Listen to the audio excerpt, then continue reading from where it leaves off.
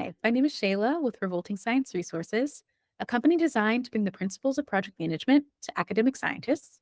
And in today's video, I'm going to share a preview of a Notion template I've designed specifically for scientists like you. So let's get started. Welcome to the walkthrough of the Revolting Science Resources Mouse Colony Maintenance Notion template. In the Breeding Cages database, you can see multiple different views are already set up for you. We'll start in the All Breeder Cages tab. Here, you'll see the breeder cage in the cage ID column. Depending on if there are litters in that cage, you'll see a toggle button on the side.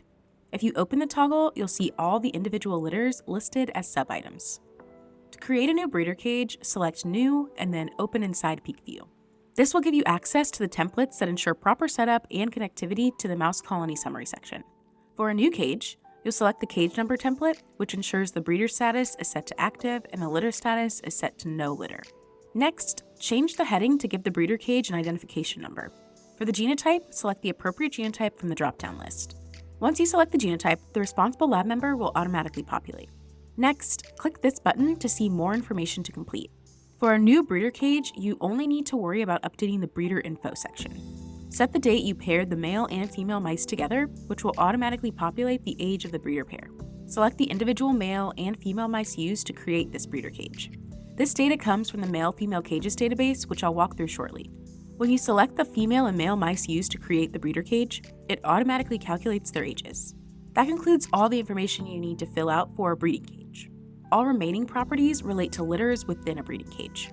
As a reminder, you can always add comments for notes or important information about the breeding pair, the mouse line, or other details in the notes property, comment section, or on the page itself. The older breeder alert will only appear if your breeder cage has been paired for over 175 days, showing exclamation points as a reminder.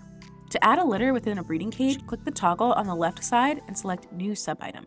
Open it and select the litter number template.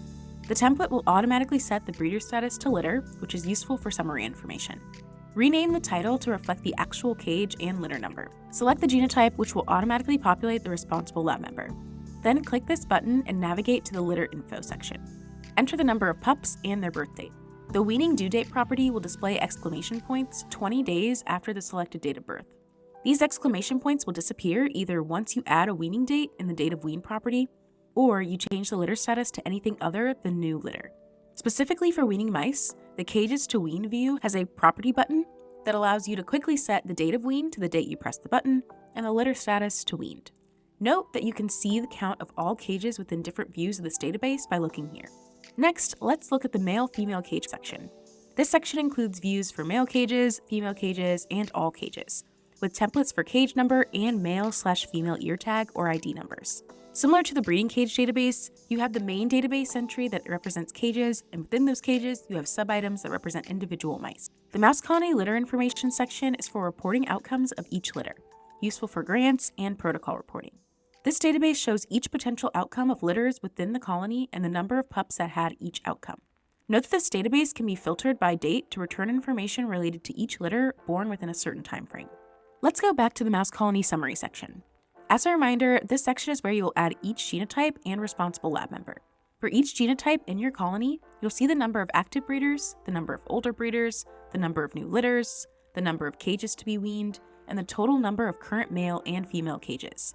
If you plan to use this template for multiple lab members, you can share this database by going to the top of the page, selecting Share, adding the email addresses of other lab members, and editing access permissions. You can filter any database by responsible lab member to see only information related to a specific lab member if needed. So that's it for this video sharing a preview of one of my Notion templates.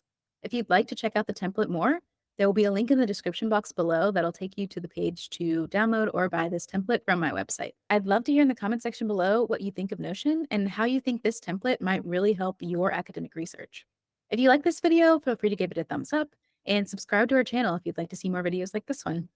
That's it for now. Bye.